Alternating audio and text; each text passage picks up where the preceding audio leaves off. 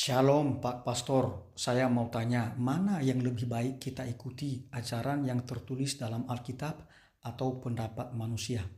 Ini pertanyaan yang sangat bagus dari saudara kita. Sebenarnya namanya di dalam akun TikTok Rafa Gule. Terima kasih saudaraku yang terkasih. Ini pertanyaan yang bagus sekali. Tentu saja sebagai orang Kristiani, pengikut Kristus, kita mesti taat pada ajaran yang ditulis di dalam kitab suci. Tetapi kan ada saudara kita, kalau kita mempelajari sejarah gereja, ada yang menambahkan isi kitab suci. Anda tahu pasti ya. Jadi dia menambahkan salah satu misalnya Roma bab 3 ayat 28. Di dalam Roma bab 3 ayat 28 itu, dia tambahkan kata allein dalam bahasa Jerman atau sola dalam bahasa Latin. Sehingga muncullah doktrin sola fide. Dan seolah-olah atau ekstrim sekali menolak sama sekali perbuatan. Jadi hanya menekankan sola fide, hanya iman. Padahal saudaraku yang terkasih, di dalam kitab suci justru iman tanpa perbuatan pada hakikatnya mati. Dan ini ditulis sangat jelas di dalam kitab Yakobus. Bab 2 ayat 17 sampai 24 Anda bisa baca ya. Dan juga di dalam kitab Wahyu ditekankan juga bahwa iman itu harus sejalan dengan perbuatan. Jadi tidak hanya iman saja itu ya. Nah, tapi itu ada saudara kita. Nah, saya setuju dengan Anda, jangan mengikuti itu ya. Karena ini pendapat manusia dan orang itu menyesatkan orang supaya tidak mengikuti apa yang dikatakan oleh kitab suci. Lalu di dalam sejarah gereja juga ada saudara-saudari kita yang membuang kitab suci. Sejak abad keempat, persisnya pada tahun 382 sudah dikanonkan kitab suci. Ada 73 buku, 46 kitab Perjanjian Lama dan 27 kitab Perjanjian Baru.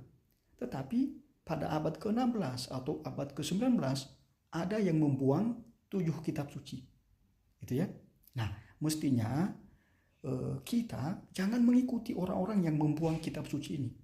Kan toh di dalam Ulangan bab 4 ayat 2 sudah dikatakan di sana, jangan menambahkan dan mengurangi sabda Tuhan, ya. Jangan. Itu ya. Dan jangan sembarangan juga menafsirkan sesuai dengan kehendak pribadi masing-masing. Itu jangan, itu ya. Jadi saya setuju dengan Anda itu ya, harus mengikuti apa yang dikatakan oleh kitab suci. Lalu yang kedua begini, kalau Anda membaca Injil Yohanes bab 17 ayat 21. Di sana Yesus berdoa supaya para pengikutnya bersatu, bersekutu. Jadi Yesus mengharapkan kita itu bersatu, bersekutu. Tetapi lagi-lagi ada saudara-saudari kita yang justru memelihara perpecahan. Pecah lagi, dan terus pecah sampai puluhan ribu. Ya, perpecahan yang sudah terjadi. Dan sampai sekarang belum berhenti perpecahan itu. Nah, berarti mereka ini tidak mengikuti isi kitab suci. Ya kan?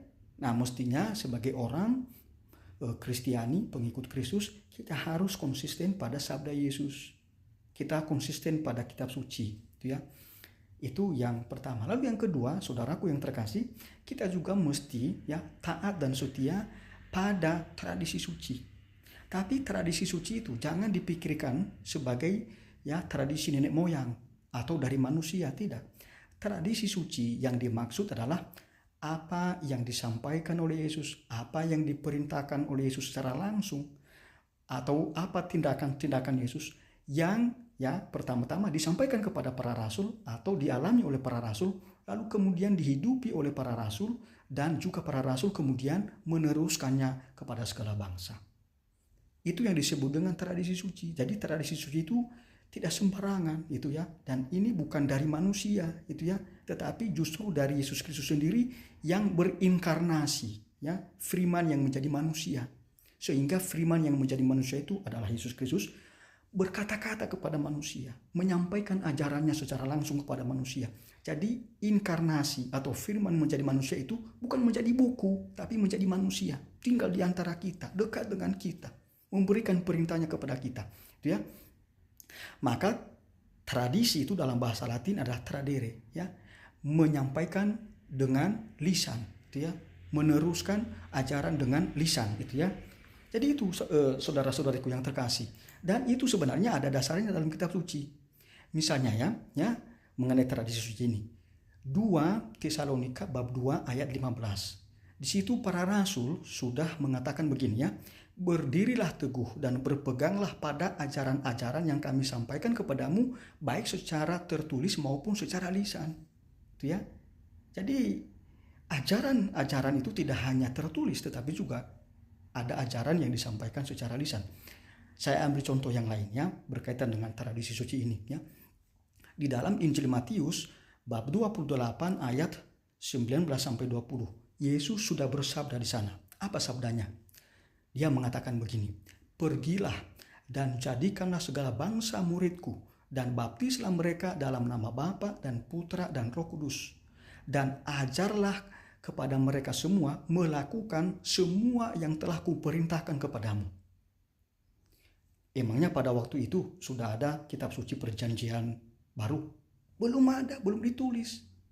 Emangnya pada waktu itu Yesus membawa kitab suci lalu mengatakan ini perintahku semua yang sudah saya sampaikan kepadamu? Tidak. Yesus Kristus, ya sekali lagi, firman yang menjadi manusia menyampaikan ajarannya, ya, menyampaikan secara langsung semua ajarannya, perintahnya kepada para rasul, dan kemudian para rasul menghidupinya dan meneruskannya. Maka saudaraku yang terkasih, ya, sakramen-sakramen itu ya sudah dilaksanakan jauh sebelum kitab suci perjanjian baru ditulis atau dikanonkan. Itu ya. Jadi itu yang perlu sekali kita perhatikan itu ya. Jadi jangan sampai kita sembarangan saja bicara itu ya. Ya. Yesus Kristus sendiri ya menyampaikan ajarannya secara langsung ya, secara lisan gitu ya kepada para muridnya, dan para murid meneruskan itu kepada segala bangsa gitu ya. Jadi tradisi suci itu penting sekali. Maka lihat, kitab suci itu merupakan salah satu contoh dari tradisi suci. Karena isi kitab suci itu sudah dilaksanakan jauh sebelum ditulis. Ya, jauh sebelum dikanonkan ya. Kitab suci perjanjian baru itu ya. Jadi sudah dilaksanakan itu ya. Ekaristi sudah dilaksanakan itu ya.